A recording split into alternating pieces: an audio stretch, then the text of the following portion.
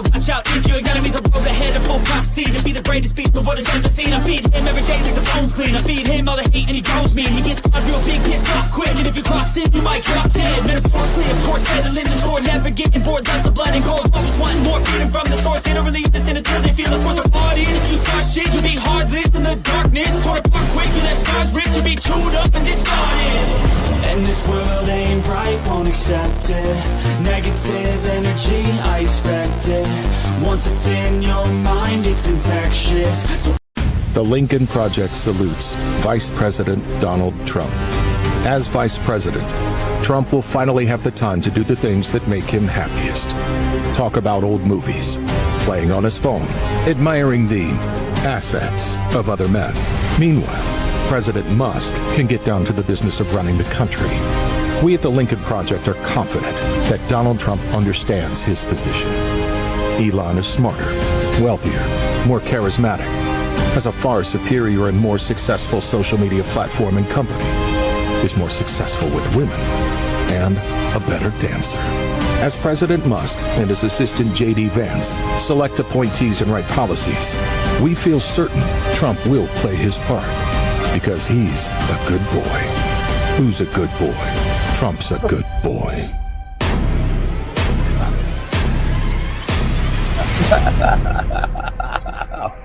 Oh my God. Well, MSNBC may have backed off, but yeah, obviously the Lincoln Project has. Welcome back to the show, everybody. We have a great show lined up for you tonight.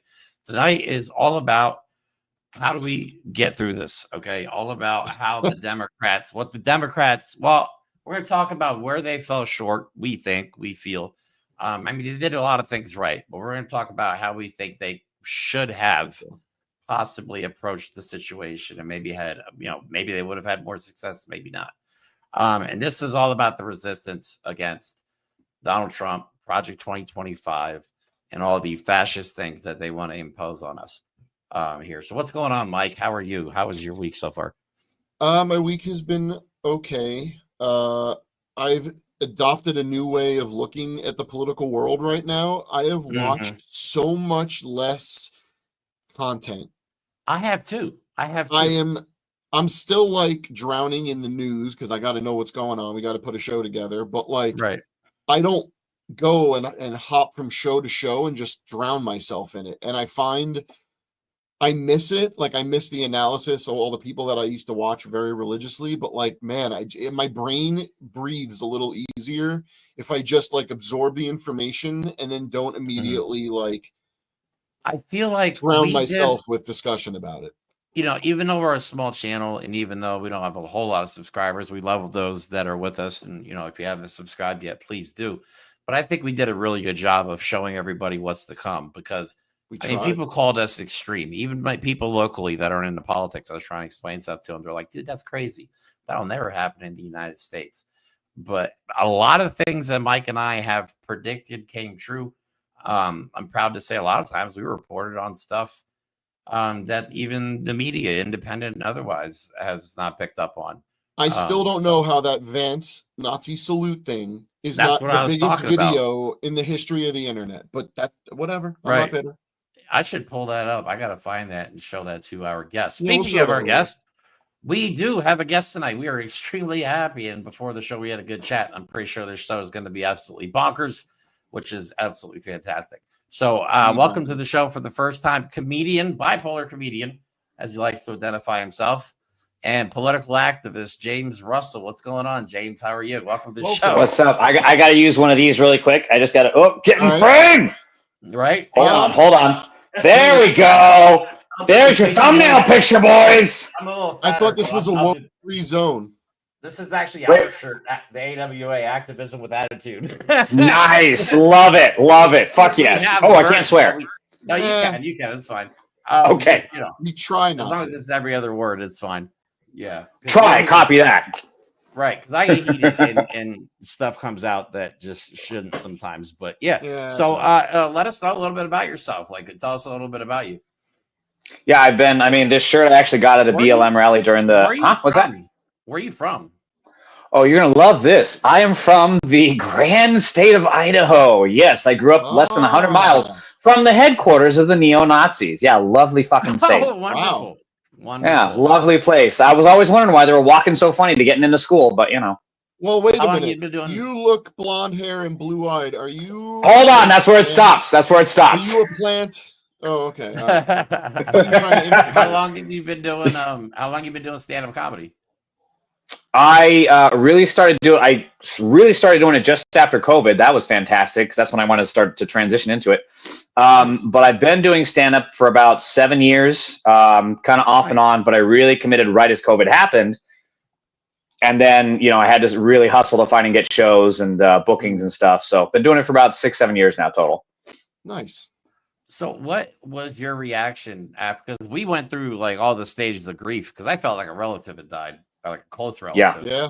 I probably told Mike A 250-year-old relative that is democracy. I know, right? Yes. I know. Well, so we got close, kind of so used close. to them in the corner of the room, and now they're gone. Yeah. You're just used to them being in the rocking chair, just like, back in my day, we used to keep this country safe. Some of us had some rights. Now, less of us have rights. What was there was a time we fought a war against these people once, and we won. How are they back? What was it like for you? Like, what happened? Like, tell me the day when you woke up and you found out that Trump had won. Like going to bed Or did you watch it optimistic that and then night? waking up like, what the fuck? Yeah, I was watching the results kind of trickle in. I had a conversation with I had like a joint family call the day of, and I was expecting a Kamala win because we were seeing early vote was a big turnout. Yep. Puerto Ricans in Pennsylvania and elsewhere, Florida even, were really pissed off about the Madison Square Garden comments, and everything was showing that late-breaking voters were going for Kamala. Right. So, and then you even had Trump's own get out the vote people on Twitter and elsewhere saying, we're not seeing the numbers we need. We're not seeing the numbers we need. Call a man. Call a man. Just get a man. Get him to the polls. And that was fucking Stephen Miller and Charlie Kirk for half the day. And somehow the results started to trickle in, and we got what we got. I think. No, go ahead. I was gonna say, I think that's when I went into like a stage of denial because it's like they're telling us to not believe our own eyes. Like me and Mike reported on all Kamala Harris's rallies were massive; they were huge. And Trump's were not. He was losing people. Right, they were falling asleep and people were leaving after the Venmo payments hit. You know what I mean? Don't understand it. We did not understand it. Like, and the whole comment of Trump, like, "Oh, we don't need the votes," and then apparently, allegedly, Elon Musk knew the results 4 hours before anybody involved that Donald Trump was going to win. So there was just like so many things going through my head. he had some of his machines in the places where it mattered. I mean, how would he have that information beforehand? I can't figure it out. We could have a whole series of episodes about that. I just think what I take away from the election is something went wrong, and in an unexpected way, unexpected things happen. I know that's obvious. That's always how that works. But I'm not saying you always assume you have an election nailed down. That's not how things work. Right. You never know until it happens. Yeah. Only Vladimir Putin knows the results in advance. But or maybe this time too. But again, it wasn't even just what we were seeing with our own eyes. Like everyone knew what was happening. Trump, his rallies were small. The support was small. People were vocally becoming fundraising too against him. Fundraising, like all the indicators. Like I don't even talk about polls. We have a lot of polls we're going to show today for sake of argument, but we don't put a lot of stock in polls because in general, sample size, question type, all that, who they poll. But all the data, all the information, everything we were seeing pointed towards, okay, maybe they still don't like the Democrats, but they understand how dangerous Donald Trump is. And in the end, more people by the smallest margin, like in history, by the way, it was not a runaway. We're talking like less than 2%. Correct. Okay. Yeah. Well, America still voted for the tyrant dictator, and now we're going to have to deal with the consequences. So that's a weird pill to swallow. It's a weird shaped pill. It might even be a suppository. I don't know, but I just don't trying know to put in the wrong end. What the hell? Yeah. Well, because like when we say, where do we go? What do the Democrats need to do next? I don't know that answer, obviously it's not easy, but I don't know that question is sufficient because there's a part of me that goes, the Democrats didn't do much wrong. Or I could say maybe they didn't do a lot wrong, but I can't say that the Democrats themselves completely destroyed this election. were there that many people undecided that at the end they were like, yeah, but I don't know. Like, unfortunately for us, we live in an era where people believe Joe Rogan or what they see on social media over credible sources, and then what I mean. People now, this is a correct statement. They think credible sources are the fake news, and that we're just trying to push propaganda and all this garbage. It has gotten people to the point where they don't, what I mean? Like we were just talking about before the show, and I made a video on TikTok about this. Like, they voted because they wanted lower grocery prices. We tried to tell them, everybody on the left tried to tell them, you're dumb. Okay, you're voting for higher prices. They're going to raise prices, and what happens? Donald, the Walmart spokesperson for Walmart, Sam's Club, is like, yeah, we're going to raise prices under Donald Trump, and they supported Donald Trump.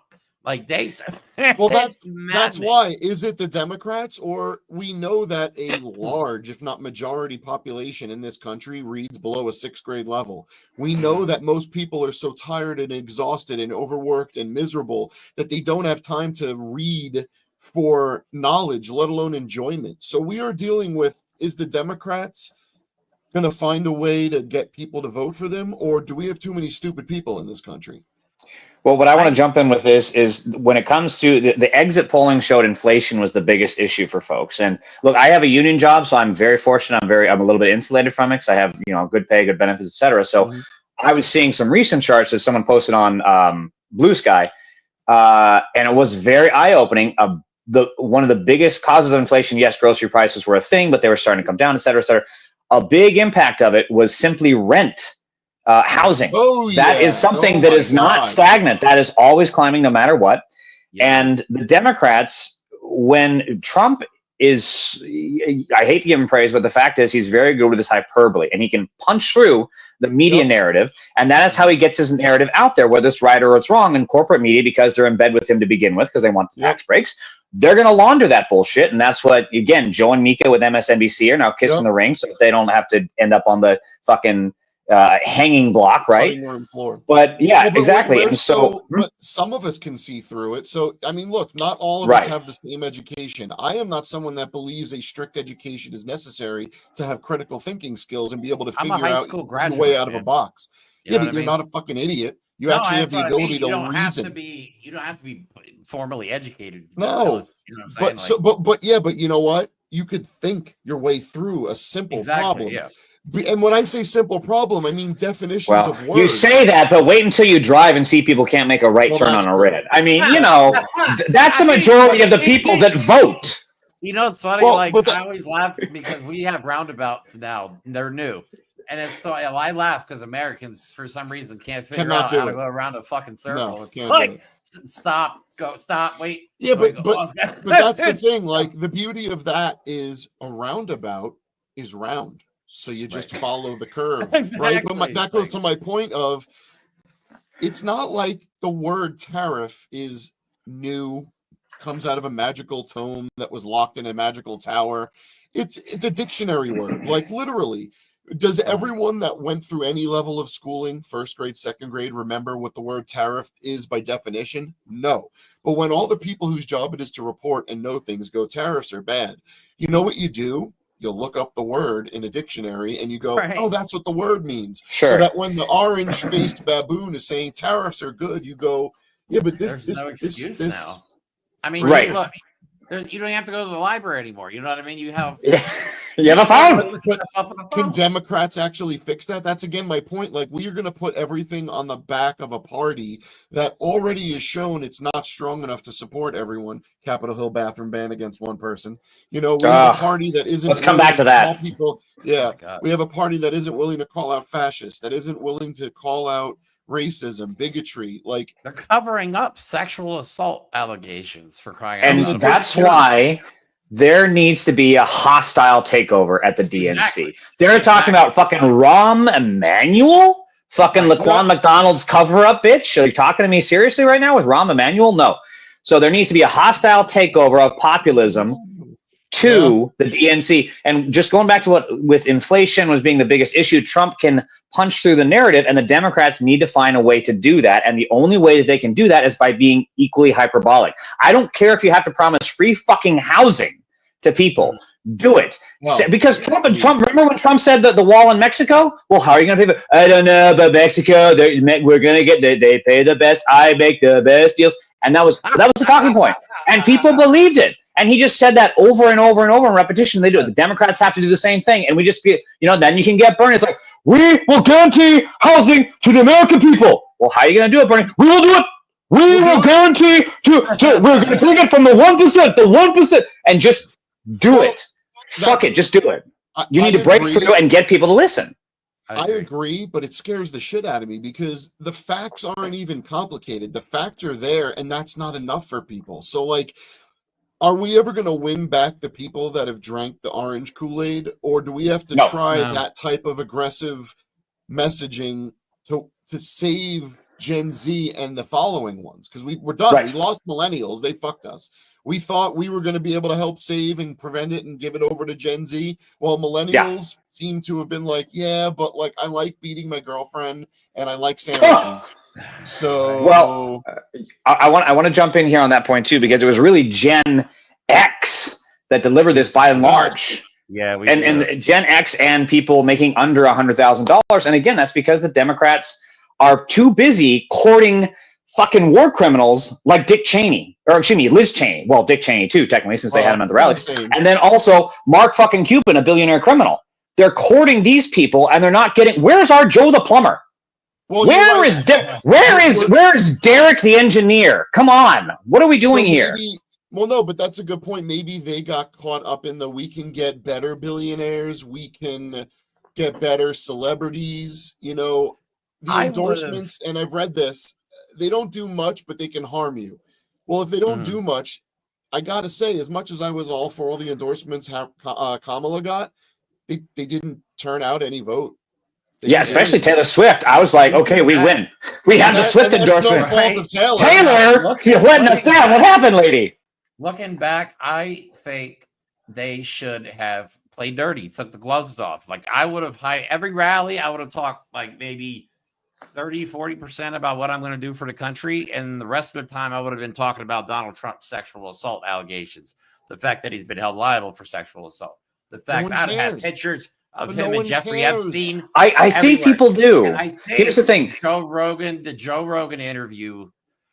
I hate to say it, but we pointed out that white people, white men predominantly our age, are the ones that listen and watch Joe Rogan. I don't personally. You're not going to convince them. Nonsense. But if I think looking back, she should have went on that show and not even talked about policy. I think she should have shamed Trump. And I know people say that's not good to do this, but you know what? They do it to us all the time. I would have made them so embarrassed to support a freaking rape, a person who has been found liable for, I have to watch how I say it, liable for sexual assault. Friends with Jeffrey Epstein, a known and convicted child sex trafficker. I would have literally just went on Joe Rogan to laid all these things out. I'm like, do you really want to even be associated with scum like this? Just hammered him because that's what he was doing. I think you kind of both have convinced me in a lot of ways, and there's a part of that I'm going to add to it because I think we came to a consensus that I don't want to call it dirty, but they need to be aggressive in their messaging of facts. Don't just put them out there and smile anymore. Fucking rail about them. And my contribution to that is, I forget what book it is. I can't remember, but it introduced me to the concept of ruthlessness as a force for good. We typically use the word ruthlessness to imply people with malintent and bad intentions on people, malice.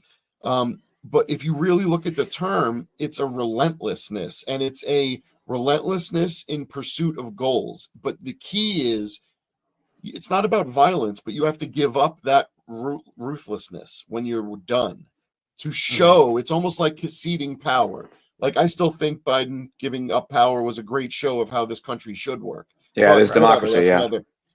So he didn't have to do it by bear hugging Trump, but exactly. You have to meet your enemy and fight the way they're willing to fight, but you just don't fight for their cause. If you're fighting for yourself, you have to fight just as hard. There is no high ground in a war. You have to win that war, but then you have to cede that power, that aggression. So I think the Democrats, one thing we could agree on is moving forward is their messaging has to be relentless.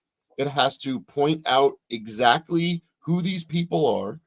And it has to address what people want, which I still think is the hardest thing to determine. And I'll show some information now, because I think that's where we're headed, is what are the specific things, should Kamala have focused more on the economy or on this or on that? Well, let's see what some people were saying. And again, it's polls, but it's some interesting stuff. So what is the popularity of progressive policies? And does this data reflect reality? So we have here in blue all likely voters from progressives, what they favor. Well, they favor expanding Medicare to cover dental, vision, hearing, cutting the cost of prescription drugs, make the wealthy and large corporations pay their fair share of taxes, expand Social Security benefits by making the wealthy pay taxes, institute a cap on rent increases, child tax credits. We have raising the minimum wage, cap the amount of money families can spend on child care.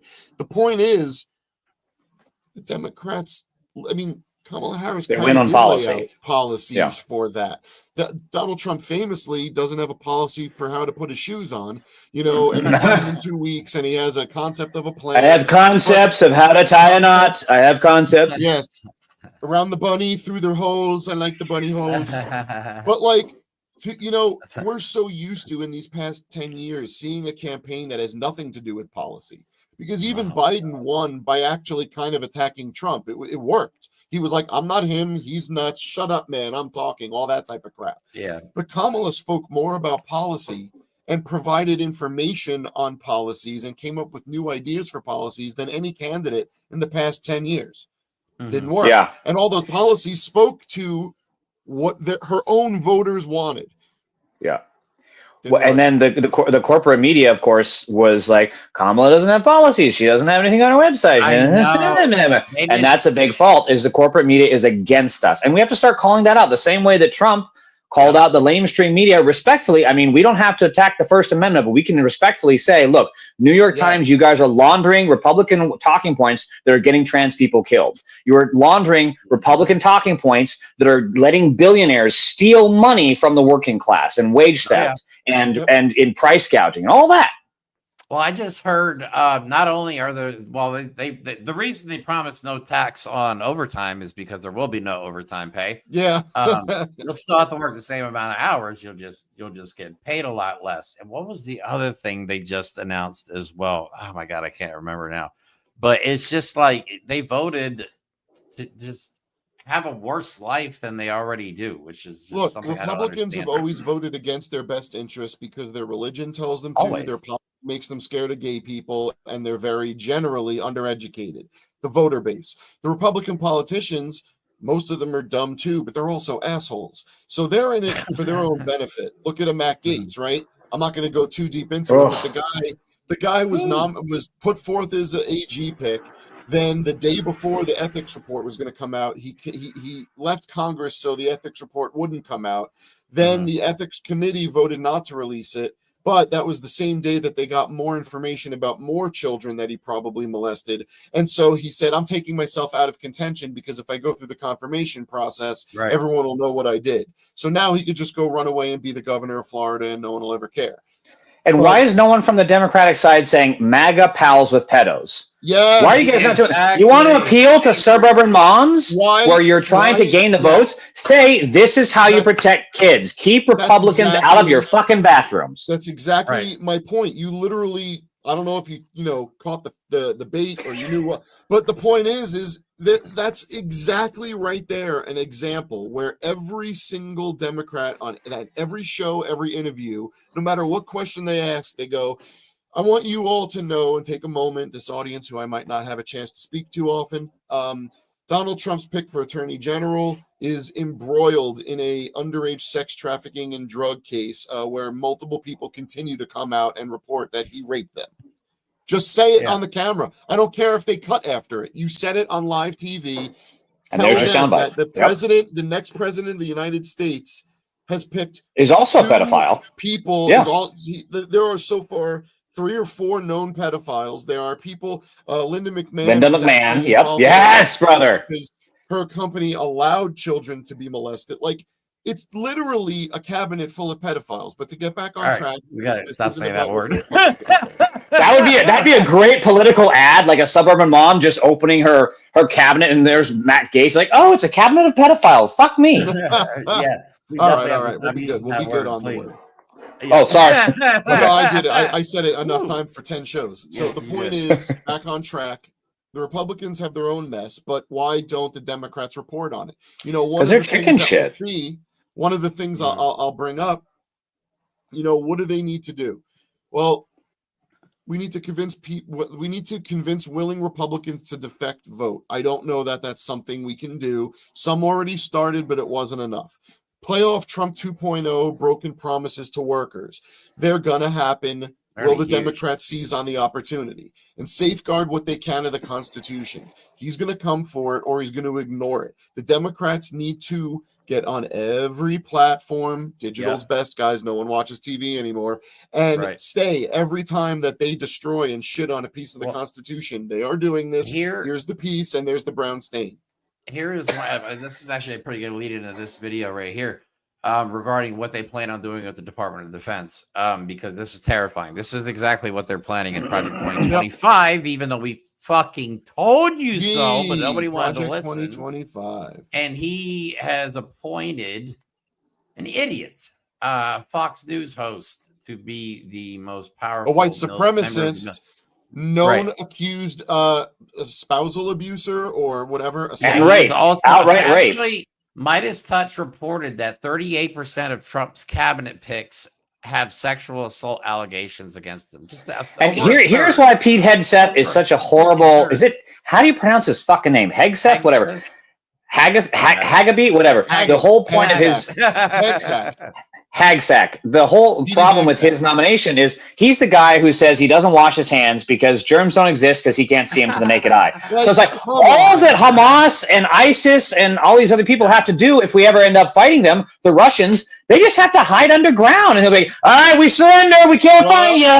You guys win. They're gone. We won. They just left. It'll be George W. Bush mission accomplished all over again. All you got to do to stop him is throw a snotty tissue at him, and he'll get a cold and he'll die.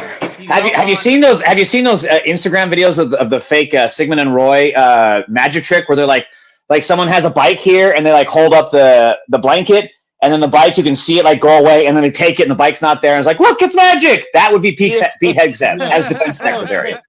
I did it. But this is horrifying, and like they say in the video, that the media is definitely not reporting on this. But this is something that you could expect almost immediately.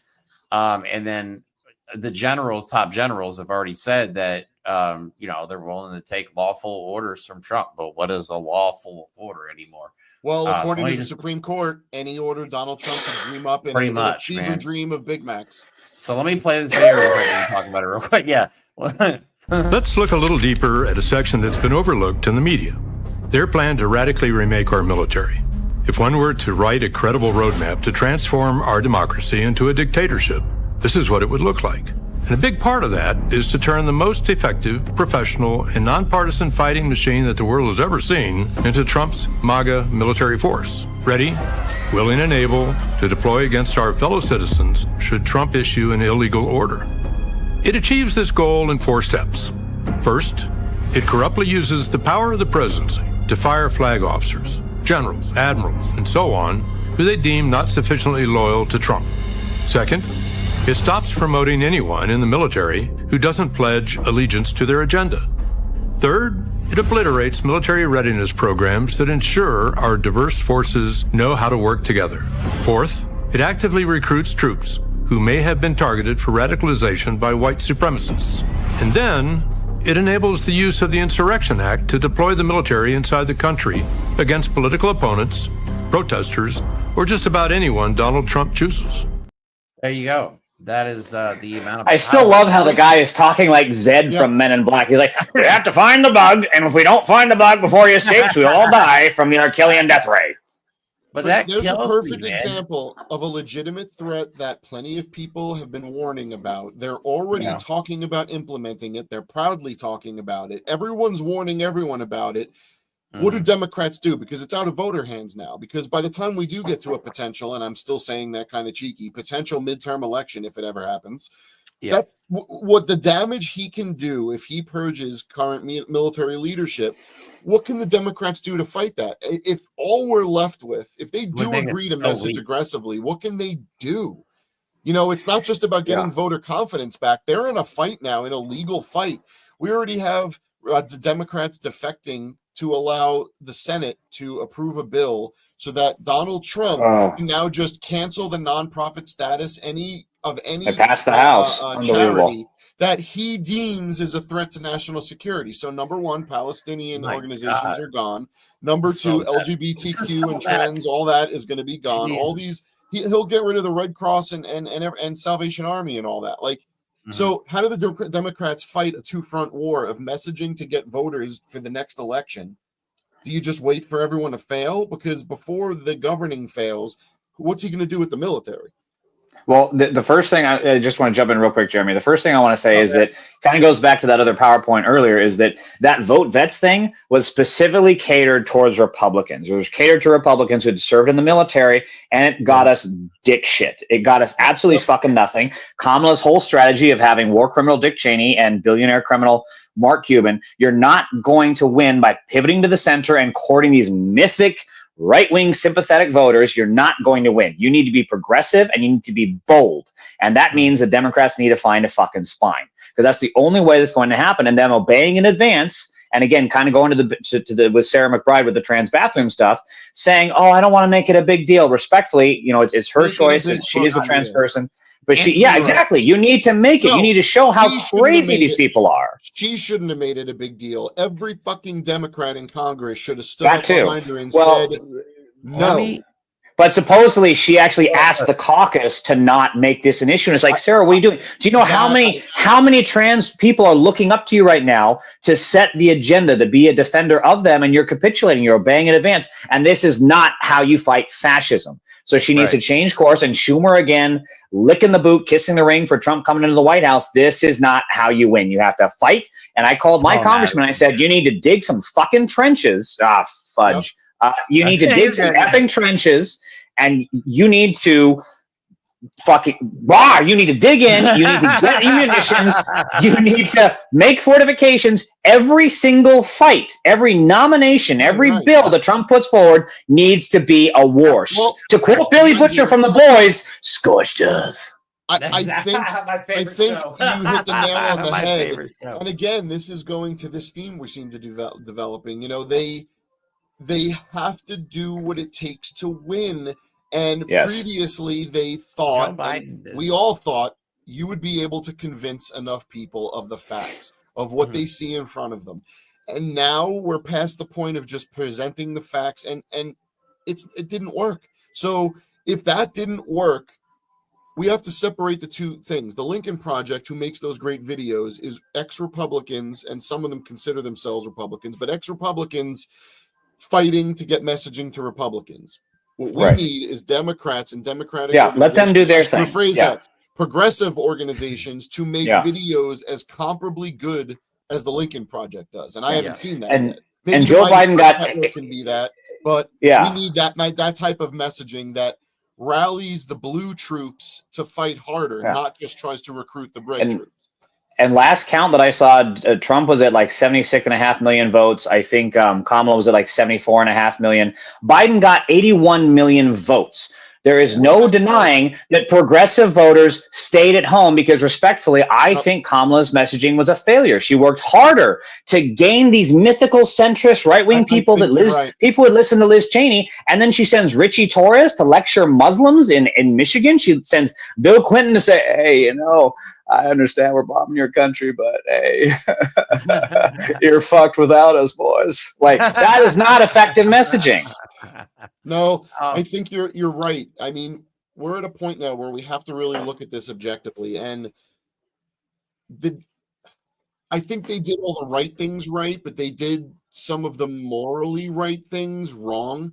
And you want to show that a Liz Cheney has something to say, but I don't know maybe if the right move was to align with her, because maybe there were more people than I am giving credit for. And maybe I'm looking at this, it's a negative on my part. I'm not realizing that more people were like, you know what? fight harder for us. Don't try and convince them. Yeah. Because Let Liz Cheney try and convince them. I really Yeah. did, Jeremy. I think we both did to a large degree. If we could What? convince enough people that Donald Trump is a freaking monster and a They'll see. threat, maybe They'll that'll see. be enough. But maybe Yeah. what we needed all along is people to just Mhm. dive into the progress side of things. People are finding I out, don't know. because like the people that voted against Obamacare but love the American Affordable Oh Care my Act, God, that's yeah. what we're dealing with. You know what I mean? Like these are the people that You're voted not for going to Trump. win them. I love. I the like Affordable tennis Care shoes, but I hate running shoes. I don't like It's so sneakers, though. I crazy. like sneakers. All right, Oh you my know, God, sneakers are the best. They're so good. I get them at J.C. Penney. I want to play a couple of videos for you. I did find the JD. We're so Vance, fucked. yeah, I see this- it. no, you're That's good. all We're, that this is a works good fine. video. This Okay. one What is your is opinion JD on this Vance. video? This was one of his rallies. I can't remember if it was Michigan or here in Pennsylvania, in my state, can't where remember. somebody in the audience in the background gives him a Nazi salute, and nobody has talked about this video. Addison, Not look a at this. single Before person you has play talked that, about this video. I'm telling you, Gen Alpha is going to save the freaking planet. Mm-hmm. Well, Good for you, Addison. Good for you.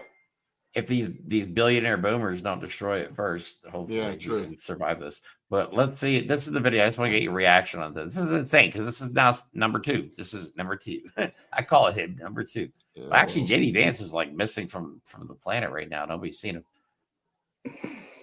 So there's no audio, so you can talk over this. But there's the salute, and then I do remember this. Yeah. Yeah. and then it goes right to that was directly at JD Vance.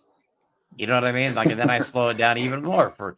Look at his reaction. He's even like, hey, I like the angle. You get it higher than I can reach. Look at that. Right. That is the perfect. You can probably grab a shitload of stuff from the top shelf at the store, can't you, buddy? That's what he's saying. Oh, yeah. But like he salutes JD Vance directly. Like this is But what we're again, dealing with. What? But maybe that Oh is my the God. answer. Let the Nazis be Nazis, the Democrats and progressive politicians, and maybe we now have to put the money where our mouth is. It's not just media that needs to go digital. I think voting needs to go digital, not in the literal sense of how we vote. I mean, we need to get civics back into people. Maybe Democrats need to remind people what it means to be a citizen and how if everyone just acts like one, we are still in the majority. We just are. Now, look at the poll numbers that you just said. We're at the point now where, like, legitimately, someone should call for a serious recount because they are so close. That number is so freaking close that it could legitimately be just wrong. Okay. But that's he didn't win a mandate. He didn't win by a landslide. Maybe there's enough people to convince. Real quick, the reason I think something may be happening between now and election day is one, somebody that was with Elon Musk, I forget, some kind of billionaire douchebag, his home was raided by the feds, but DCIS was also involved. They investigate cybercrimes. Then the poly market guy, the guy who was the gambling that was doing the bets on the election and had everything going for Trump and like skewing everything, was also raided by the feds. And they're all involved in the election somehow. So I have to jump in on this. Oh, sorry, Jeremy. Go ahead. No, go ahead. Go ahead. That was pretty much it. Yeah. Because this is where I need my tinfoil hat for just a minute. Just hear me out on this. Okay. So I will say this was not a free and fair election. We had bomb threats at the most populous Democratic places, which just had... We had bomb threats.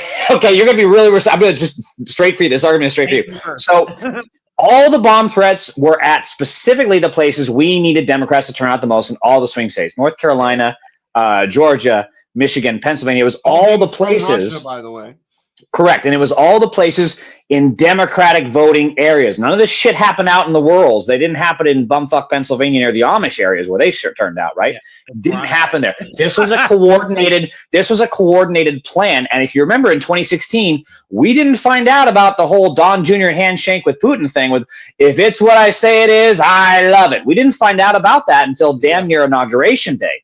I think we might find if the fucking if these fucking I'm sorry, they're all cowards. The people in the military and and judges and the FBI, you're all fucking cowards because you were supposed to protect our country. And rather than think about doing that, you're now thinking about fleeing the country, Mark Milley, John Kelly. You're thinking about fleeing the country rather than sitting here and defend yourself in front of a military tribunal. They are cowards. So we have this was not a free and fair election. You have Elon Musk then giving $1 million away to people who vote for him, bribing them. That's exactly what happened. And everyone's like, yes, and that's exactly what he said. Now, here's where it gets even more interesting. I think I brought this up earlier. You look at all these exit polls, down ballot people outperform Kamala by between 5 to 10 points, like generically almost. Yeah. So how is it that you have all these educated Democrats, educated enough to say, you know what, we need the Senate, we need the House, we need these ballot measures, but then they didn't mark the top of the ticket? That doesn't make sense. But now where it does start to make sense is you look at where Elon Musk had his fucking voting machines installed, happen to be in Democratic areas, and they're probably, like, Elon Musk is an idiot, but they're probably smart enough to know to be like, well, you know, if we also get the Senate and the House, if we switch the votes there, people will get suspicious. What if we just switch the vote from POTUS? So you put your vote for Kamala to Trump. What if we did, guys? What if I'm a genius? That's Elon Musk's thinking. And you have to remember, every accusation is a confession. This is exactly what they complained about in 2016, is exactly what they complained about in 2020. So the fact that it is now happening now fits their pattern. This was not a free and fair election. No, Russia admitted they were involved, said on Russian television that, or one of the spokespersons was like, hey, Trump, we did you that favor. You know, that real big. We expect you to deliver now. Right yeah. Now it's your turn. I read a quote that fucked me up in the head because Mike and I have been saying this. There was I can't remember the name of the guy. I believe he was in Russian intelligence back in the KGB during the Soviet era. That said that when we overthrow America, we will not send a single soldier over. We will do it from within. It's not the exact. It's a non-attributed quote. Yeah. And Mike and I have been saying this. Like, this is Putin's plan. He found a puppet with enough support and enough people to go along with it. Like, Putin won the election. You know what I mean? Yeah. Donald Trump is basically now. Well, we have madmen, dictators, murderers who in the country of why do people always fall out of windows in Russia? Like, what is wrong with the windows? You know, weird. Here's a question. Right after they piss off Putin too. We know that Russia had its part. Okay, fine. Yeah. We know that things are close. Again, so to the point, what could the Democrats have done? Because I'll tell you, and you know, James, you said it. Trump is a master of hyperbole. He's also a master of selling bullshit. So what I mean by that is the Russia thing has always been accurate since the beginning of it. It always has been Russia. Okay. Mm-hmm. But he mocked it so mercilessly that there's no way that you could actually even bring up that argument. It was coming out on election day, like, oh, Russia called in bomb threats. Let's go vote for Trump. Let's go vote for Trump. Like, there's nothing the Democrats could have done. If they spoke more about Russia, they would have lost worse. So again, what is it that the Democrats can actually do? Can they affect enough people? Yeah, there's two things to that point. One, you look back at when the Russia invaded Ukraine in, what was it, 22 or so. The intelligence community did a great job of preempting a lot of the Russian counterintelligence via social media, where they debunked this shit ahead of time, and they were ready for that. And it was very effective. There was a lot of pro-Ukraine movement at the time, thankfully, because of the IC's involvement then. There was none of that this time around. Biden didn't say, hey, by the way, we're expecting disruptions. Kamala, and you know that there had to have been some warnings in the IC side. This didn't just come out of the fuck. This didn't fall out of a coconut tree. Okay, this was planned. You know, so for Kamala and Biden and the Democratic establishment, by and large, to not have said, "Listen, you're going to be scared. There's going to be this, but you need to vote. We will protect you." And again, what you're saying with what the Democrats need to do, they have to be hyperbolic. Yes, Trump is going to deride the Russia thing, and he's going to. You can't capitulate. The Democrats, the same way he doubles down, they have to double down. They have to triple down. They have to keep exposing this shit day in, day out. So Trump was in debt with the Russian mob since the 80s. Trump had undisclosed calls with Putin. Trump's son said, Russia, I love what you're doing. Please gave the country to us. Like, you have to double down. The Democrats, respectfully, are too chicken shit. They want to focus on this kitchen table issues. Great. Right. Policy is fantastic. But if you're not willing to win the information war, you will lose. Right. So, Adam Mockler actually said that. We said it. I think I said it on the last. Yeah. We're in an information war. We are losing, and I absolutely agree. You know, that brings me to an interesting idea here. after this, Mike, I'll tell you, there is some good news. There is some good news. Go ahead, Mike. Yeah. Okay. Maybe it's not about what the Democrat Party as it stands now can do. Maybe the Democratic Party really has to sit down and figure out, does a Chuck Schumer actually care about this country? Does the other top leadership care about this country? And if they do, it might be time where they publicly and tell why they do it, hand the reins over to Hakeem Jeffries.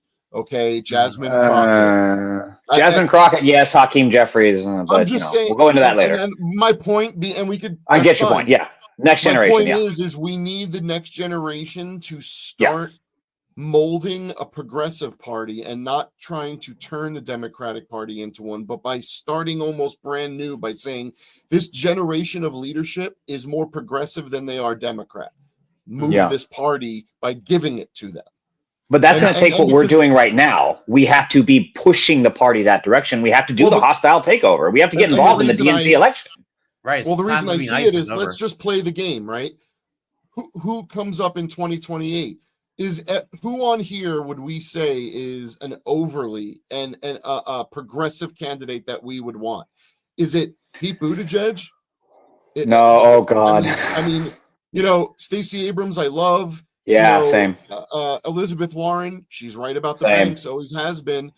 Kamala, does she get another shot? Gavin Newsom, I don't know. Something about him, it just takes me a sleazy white guy. I don't know. Well, okay, so being from California, here's what I want to say about Newsom is that if you were to craft a prototype to beat Donald Trump, it would be a guy like Newsom who is not afraid of a fight, who will not back down in an argument, and who will push forward his talking points and his policies.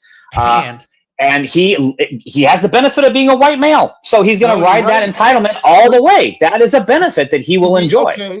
So here's a weird one, and this is something that I feel uncomfortable. I don't like him though. For the record, I don't like him. But go ahead. Sorry. Yeah. No, that's fine.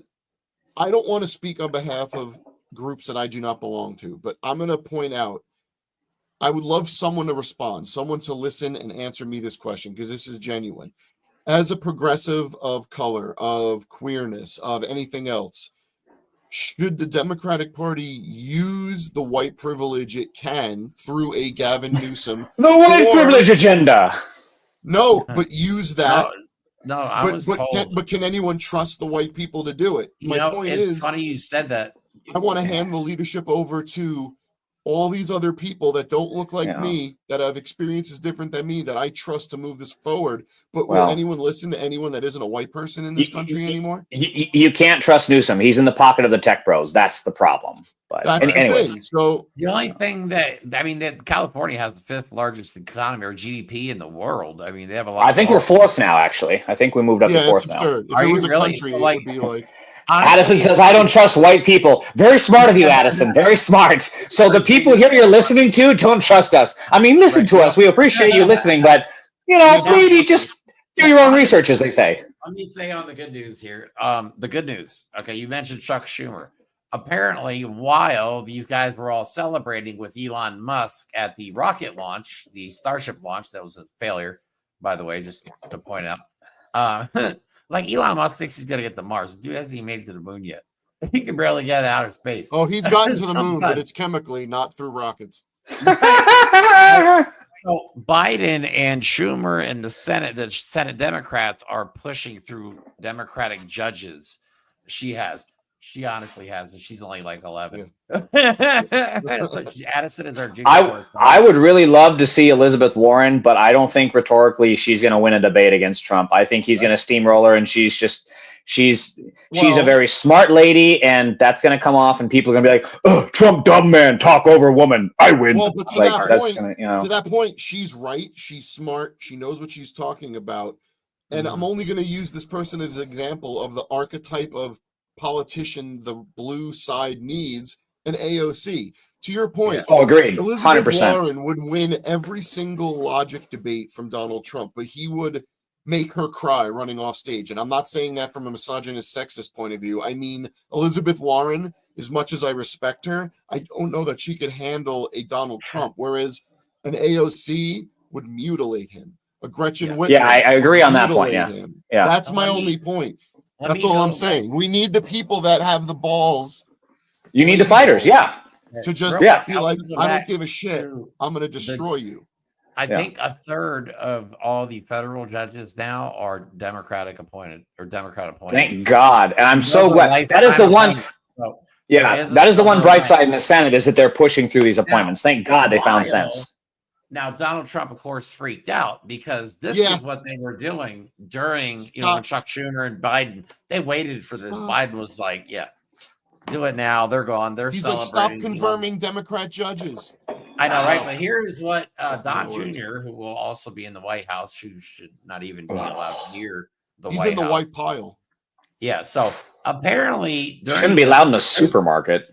We're trying to figure out what is in his pocket. Now, he does I have with chemicals in the past. So this is a very familiar move. Never out of it, but just see, you judge for yourself. I haven't showed twice, and I even slowed it down. I'll ready it up, Jeremy. Okay, I'm good. Allegedly. Okay, pocket. Oh my God. It's worse now that I see it again. It's so blatant, dude. It gets worse every time. It's like, oh man, I hit some. Now we're not saying what he's doing, but the what are those Halloween? What are those Halloween candies that were like stacks of little discs and you would have them in a roll? You could unroll them. Hardee's. He Smarties. He like crushed that and said, "Just Smarties, guys. Just Smarties are so good." I love my sweet tarts all crushed up. Meanwhile, he had the drug dealer in chief Ronnie Jackson right behind him. He probably got it. Oh God, I forgot about that. I have a dental license, so I get cocaine through dental. But see, our next show, we're going to talk about this Sunday. Like, this is going to fail in an epic fashion. There's no way this works out. I don't even know if Donald Trump's going to be able to implement a lot of this stuff just because of how dysfunctional this is all going to be. It's going to be an absolute mess. There's absolutely no way that this works out well for anybody. I want to jump in really quick because you see how even I was like, fuck, I forgot. There I am swearing again. I forgot about Ronnie Jackson, right? So, and there was someone else who brought that up, is that when it comes to Gen Z and even our generation, millennials, a lot of this stuff, like a lot of people never saw the Access Hollywood tape. A lot of people didn't hear the audio recording of Trump begging Raffensperger, or whatever his name is, to find 11,000, whatever his votes. And the Democrats, respectfully, they failed to not make that an issue. I think it's a little bit kind of a hindsight thing, but still. But they should have, and that goes to my ruthlessness point, which is the relentlessness point. They should have been playing the Show Me the Votes, the Access Hollywood tape, all his lies, putting bleach up your asshole, doing that. Just that I forgot. Every hour up, including Election Day. They should have been running it on loop on supermarket radios, the sound system. So this is what we have a couple of minutes left. So what we need to do going forward is, like, I think we definitely, even on the show here, we had to change the way we approach all these things, because before we were honestly having fun with it because we thought there's no way in hell the idiocracy that we see in front of us is gonna win. And then I was so angry I threw up on election. The day after the election, I puked. I was so pissed off. Like, how? I did the opposite. I drank a lot. Yeah, well. I did a lot of something else, but it's more organic. But also, to be fair, Jeremy, this was like the first election in your life that you followed balls to the wall. You were involved in, you cared about, you researched every day. We worked so hard on trying to prevent Trump to go into office. And we're just a small channel, and there's a lot bigger channels but like you said, corporate media has failed. I would not even recommend watching any corporate media from here on out because it's all going to go through. If you're going to leave Twitter for Blue Sky, don't watch corporate media. Who did they appoint to the FCC? Hold on. Who did Donald Trump appoint to the FCC? Oh, it was that guy who. Person. Yeah. It's literally a Project 2025 person. Yeah, Brendan Carr, who wrote the chapter. That's right. Yeah, that's him. Brendan Carr, who wrote the chapter in Project 2025 on the FCC, is now in charge of the fucking FCC. So whatever's in Project 2025 regarding federal communications and how we're allowed to display information. Which, by the way, there's a lot in there on it. Right. we could possibly not be on air. YouTube may not exist. We don't know. There are so No, many. YouTube won't exist for liberals. It'll exist for They want fucking a complete state Tim Pool and everyone else. They want to state-controlled media like they have in North Korea or other dictatorships, and you're only ever going to be able to see the information they want you to see. You're not going to be able to look up, and they don't want you to form independent thoughts. No dissenting voices. This is why I think one of the things the Democrats can do. I keep trying to point out what I don't think the Democrats can do, because I think so many factors are now beyond their control because they let it get out of their control. They didn't object to Musk taking over Twitter. They said nothing. Yep. Well, that's exactly right. So I think, and let's look at that. Okay. Here's a share of social media news influencers who identify with partisan political leanings. Facebook. That figures. It's all right wing. Instagram, a little more right than I thought. Interesting. Whatever. X, YouTube, TikTok. Well, why did they want to ban TikTok? It has nothing to do with who owns it, because guess what? Truth Social was farming out its work to China. So they were upset at Taiwan owning TikTok, which Taiwan is not China. I mean, they can't tell the difference because it's all egg rolls to them. But they are okay. They'd want to get rid of TikTok. So what the Democrats can do to fight the things that they cannot get back in their control is use the platforms that speak to the voters who there will be less of in 2 and 4 years, but who will there be more of. And the people that in the next 2 and 4 years will see the most damage from the Trump administration. The old crusty white racist people, okay, they already can barely afford eggs. They're probably going to afford eggs less. But you know what? No one's coming from them. No one's going to kill them when they try and use a bathroom. No one's going to prevent them from being parents when they're 11 years old and 8 years old. The people that need to hear the message are going to be on digital media, and that's where the Democrats need to focus. I think that's their biggest way of fixing this shit. And I was mentioning this earlier, but there is a debate about, should we leave Twitter? Should we leave Facebook? Should we cede these grounds? My personal take is that fight everywhere the information war is happening. Right. You're not going to win them all, but you have to engage. You have to fight. If you can't win the battle, again, scorched earth. Just fight the battle and get them to stall, get them to stop, get them to waste resources. It costs me nothing to copy what I'm putting in Blue Sky and then also paste it into Twitter, because there are still reachable people out there. There are still people following me that listen to me, and I may be able to turn them on an issue, and we're not going to win anything by ceding this ground to the enemy. Yeah, that's my personal. You know what the best part is? I think you have a right to do whatever the hell you want, because we're in the party, or at least the side that believes that you can fight your own way as long as we're fighting for the same goal. I am personally just sick and tired, because 3 years ago I had no social media accounts. Now I think I have 8, and that's not including like. I have one less since I've banned from Instagram now, so fuck me. Oh God, I did it again. But like now I even stream video. Can't take me anywhere. But yeah, it's crazy. But I think honestly, because I'm tired personally of creating new social media accounts. I'm on Threads. I deleted my Twitter account, our Twitter account. We had one for the channel, but after the election, I was like, I just can't. I used it. We didn't even post on Twitter. I predominantly used it to get videos and stuff for the show. And to be fair, it just didn't work with us because we didn't want to, like, Twitter, oddly enough, you kind of have to put some effort into, and it's not that hard to grow on there if you just put the effort in. But we weren't really interested in that because I get it. There's people to reach. That wasn't our focus, you know.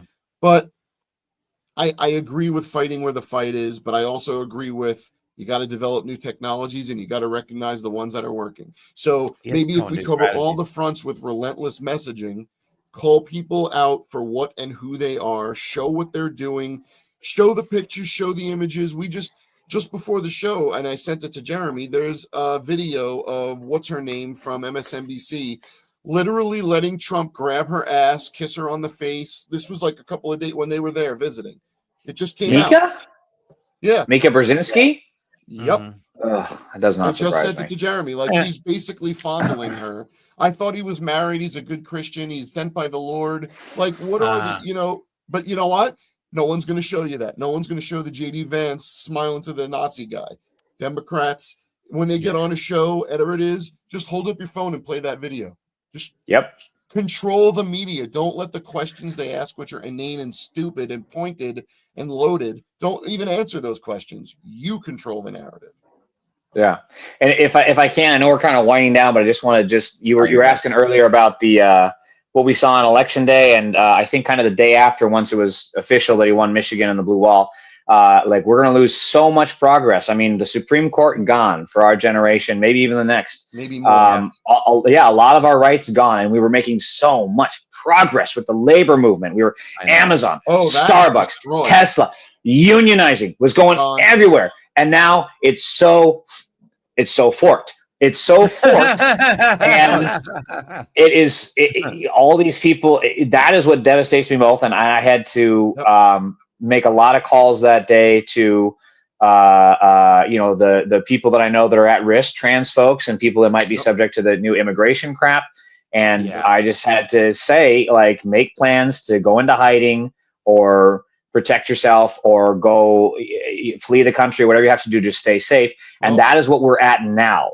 And that is why it is so important. We're not going to win if we don't stand together. And again, also, I was telling you earlier, yes, there's this whole, we're in a dictatorship. We are. That is a simple fact. But we cannot obey in advance. We will have a midterm election, and we will have a presidential election. We demand that as the people. This was in our Constitution. This is what our founding fathers fought for. And if we don't get it, there will be a forking revolution.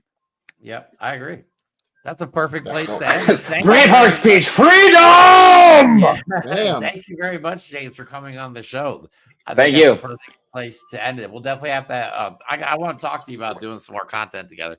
I'd love to. Please, guys. For sure. If you enjoyed our show, because I forgot to say it halfway through the show again. Please like and subscribe and share the video with your friends. If you'd like to follow James's Instagram, information is in the description of the video. Also, we do have our, you can support us through our channel, but there is also a GoFundMe link in there if you guys would like to help support our work, so we can continue doing this and continue fighting against fascism. Who's got the ice cream truck driving around right now? That's me. That's amazing. I was like mid-show. I'm like, he's making it runs down the street. I thought I was losing my mind halfway through the show. I don't know if you saw me making a face. You know what we should do? Someone should buy a whole fleet of ice cream trucks and start handing out banned books. Every time people are buying ice cream, be like, here's a banned book. There you go. Well, that's a good, I mean, because there's a lot of kids obviously going for the ice cream truck, so I just want to make sure I'm out there defending them from Matt Gaetz. Oh, well, now that he's got no job, he's going to have all the time on his hands. Yeah, he's going to have a lot of victims he's going to be looking for. Yeah, well. Matt Gaetz just strike me as the dude that, like, started Barbarian. Did you see that movie, the horror movie with the basement thing? Like, that was his father, digging the trench. That was his dad. That was Matt Gaetz' dad. Oh, my God. Wow. All right, everybody. Have a good night. Enjoy the rest of your day. And we'll be back Sunday. Okay, so we will definitely talk to you soon. Pleasure. Thanks. Have a good day. Have a good night. Enjoy yourself.